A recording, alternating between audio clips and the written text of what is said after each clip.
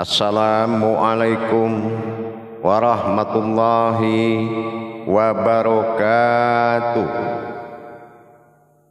Alhamdulillah, alhamdulillahi rabbil alamin. Assalatu wassalamu ala asrafil anbiya'i wal mursalin, sayyidina wa maulana Muhammadin.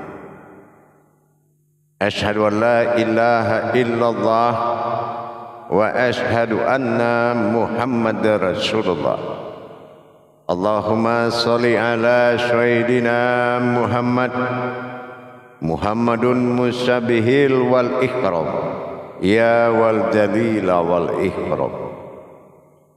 Subhanal malikul quddus, subhanatil izzati wa azzamati wa haibat, wal qudrat wal sultan wal kamal wal jamal wal kibriyai wal ijabarut, wala yafutu wala ya'budu abada.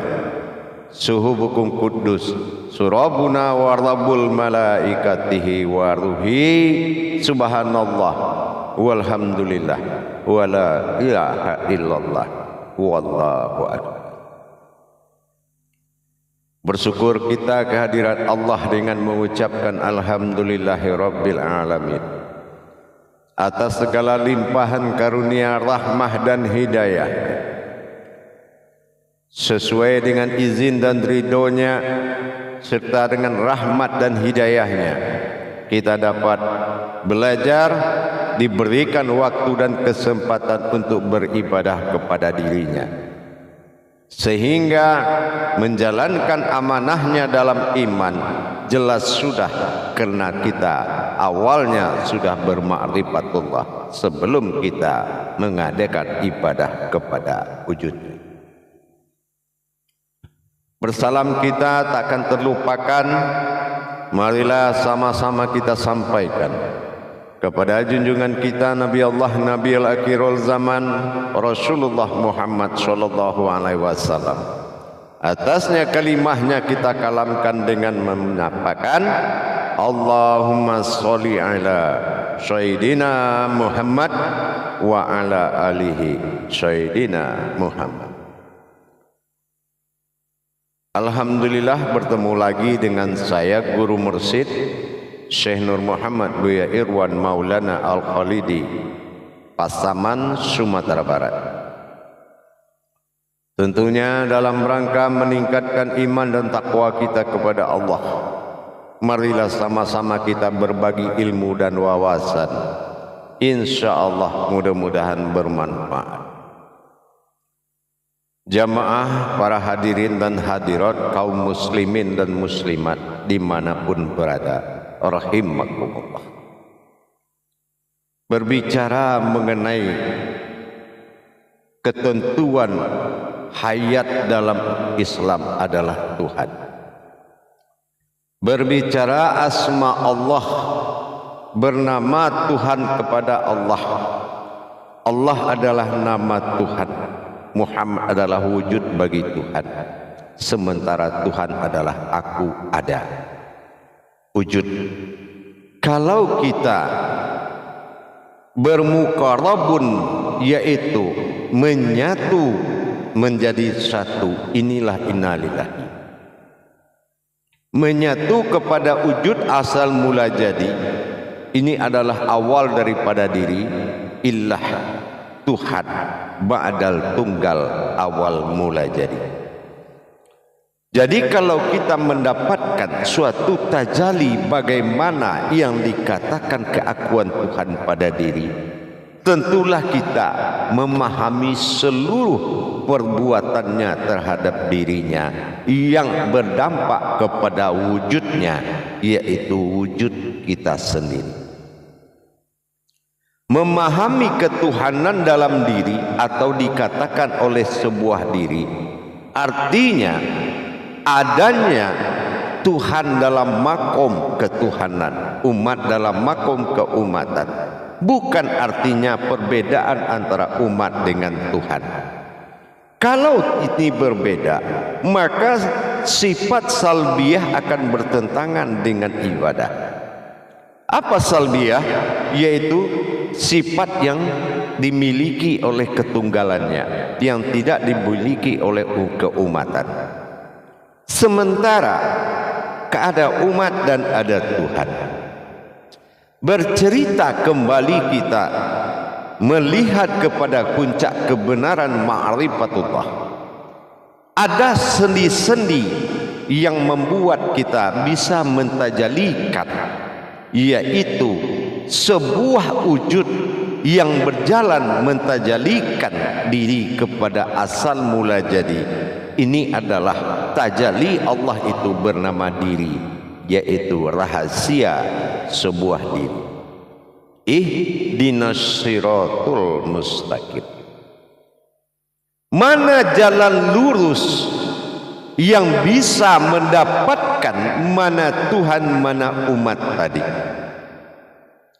Jalan lurus yang tidak bersekutu dengan Allah, berdirinya diri rahasia yang bertajali kepada sifat kemanusiaannya, yaitu manusia yang tersirat dan berdiri lurus dalam wujud Tuhan. Ini yang dikatakan ihdinas siratal mustaqim. Mendirikan diri rahasia, mencapai titik wujud awal mula jadi. Ini al-kisah Tuhan pada diri, al-kisah diri pada Tuhan. Dibuat al-kisah yang berbeda dengan wujud yang sama, memisahkan antara abid dan ma'bud tadi. Bukan berpisahnya kodrat tersebut, tapi berpisah di dalam nikmatnya. Berpisahnya antara abid dan ma'bud tadi. Abidun al-ma'budun, menyembah dan disembah, adalah perbuatan diriku sendiri. Inilah yang dikatakan tauhidun. Menjalankan hakikat ketuhanan dan hakikat keumatan adalah dalam wujud diri yang satu dalam dua jiwa. Dikatakan ini sebuah kodrat, adalah kodratullah yang membuat suatu kehendak di dalam iradatullah, dan nyatalah dia di dalam sebuah ilmu. Kalau sebuah pengakuan yang tidak diikuti oleh tajalli, ini adalah pengakuan yang tidak diakui. Pengakuan tentang ketuhanan pada diri harus pengakuan yang diakui oleh kajian tadi. Bagaimana cara pengakuan yang diakui? Yaitu melihat apa yang diucapkan. Melihat apa yang diucapkan atau disebut dengan rububiyah, ini adalah puncak kebenaran. Bidahlihi marifatul haq fil ilmi. Dalilku adalah kebenaran sebuah ilmu. Kalau kita berdalil dan kita melihat dalil itu sendiri, maka kita harus melihat kebenarannya, menyampaikan kebenaran Allah dengan kita telah sampai pada puncak tajalli memperjalankan. Kalau kita belum memperjalankan atau mengalami tajalli, apapun kebaikan yang kita sampaikan, maka tidak akan memberkahi kepada diri kita. Karena itu adalah dikatakan kaji kuping. Di mana dia dengar, di situ dia menyampaikan kepada tempat yang lain. Kaji ini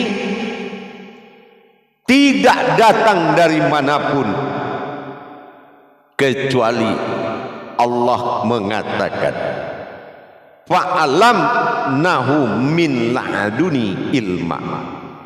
Ilmu yang benar itu datang dari aku. Fa'alam innahu min laduni ilma.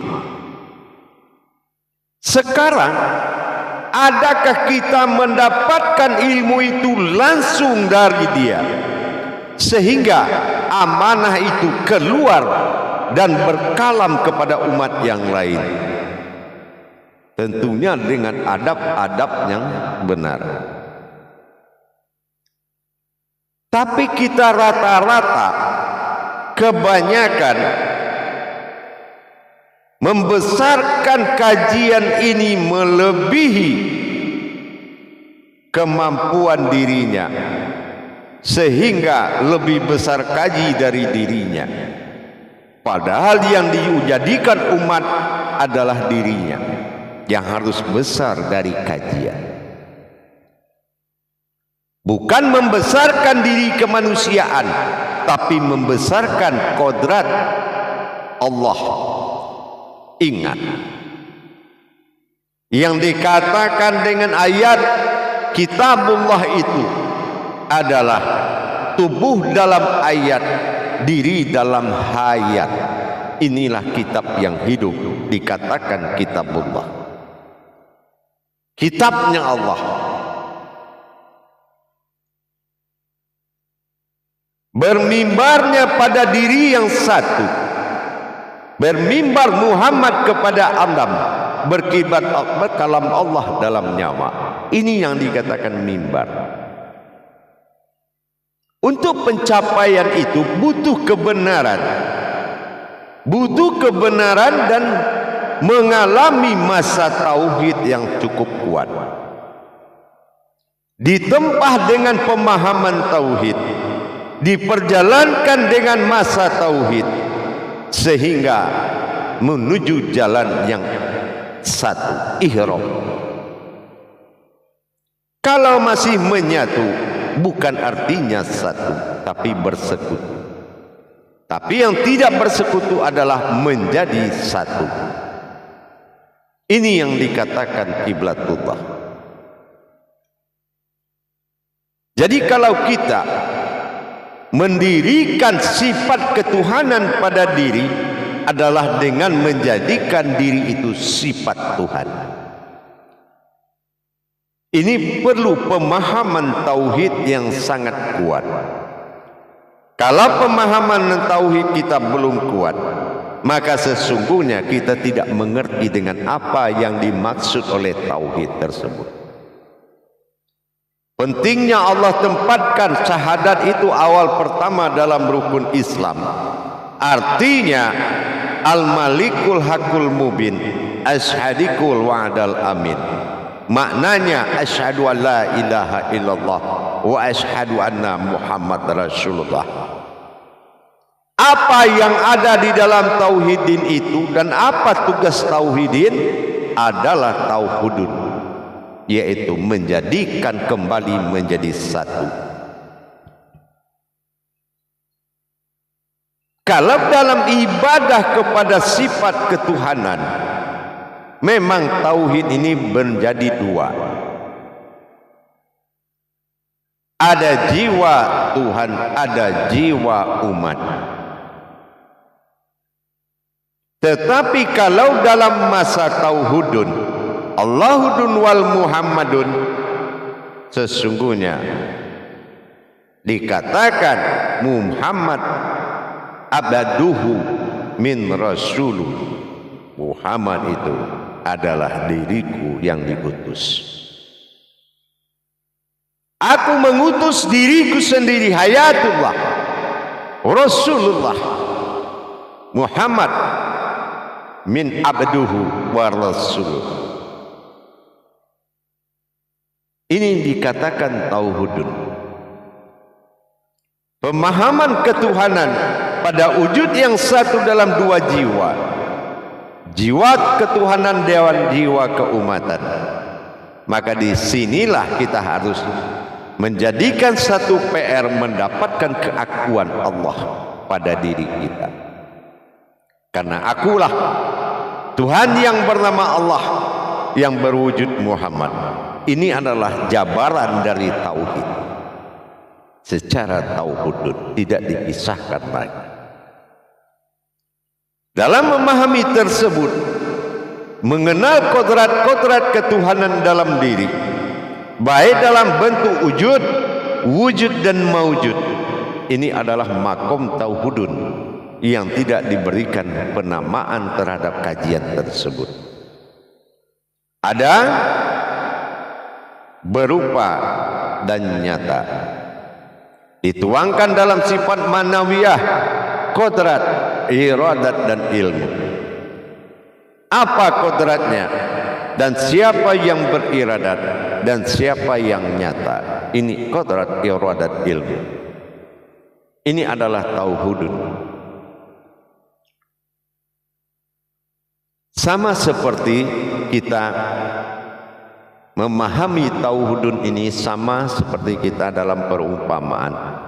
Dulu kita seorang anak, bagi laki-laki atau perempuan, tiba-tiba menjadi seorang bapak atau seorang ibu.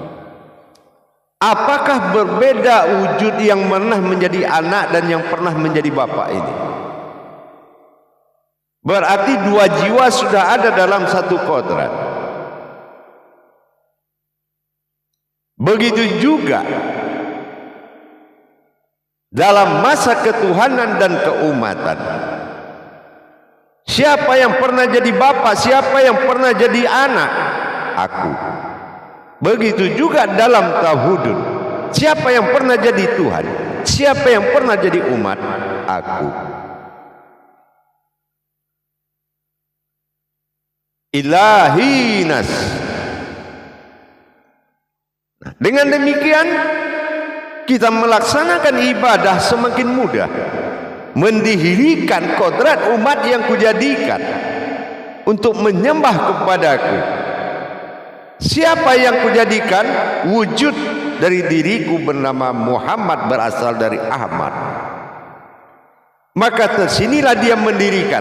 Mana Muhammad yang akan menghadap dipimpin Ahmad ke dalam wujud mula awal jadi? Allahu Akbar. Apa kata Rasulullah? Sallu ra'aitimuni usolli. Salatlah kamu seperti melihat aku salat. Bagaimana kita melihatnya? Wujudnya Muhammad. Itulah wujud yang zahir. Ikutilah zahirnya, dia pasti menuju kepada wujud mula jadi. Itulah keakuan tadi dalam hukum ketuhanan bernama Allah. Untuk mencapai titik puncak marifat kita kepada Allah, tentunya dengan mendirikan sifat dan kodratnya sesuai dengan amanahnya. Tidak ada yang mampu mengingatku kecuali kodratku sendiri. Tidak ada yang mampu menghadap kepadaku kecuali kodratku sendiri. Dan tidak ada yang menjadi Tuhan di depanku melainkan diriku sendiri. Maka kita bermunajat. Kodrat Allah, kodratnya aku, kodratnya Allah sendirinya. Iradat Allah, iradat aku, iradat Allah sendirinya. Ilmu Allah, ilmu aku, ilmu Allah sendirinya. Hayat Allah, hayat aku, hayat Allah sendirinya. Kalam Allah, kalam aku, kalam Allah sendirinya. Sama Allah, sama aku, sama Allah sendirinya. Basar Allah, basar aku, basar Allah sendiri. Nah itu dia. Kalau sudah berdiri kodrat Allah berwujud Muhammad, maka aku akan melayani kedatanganmu. Inilah aku.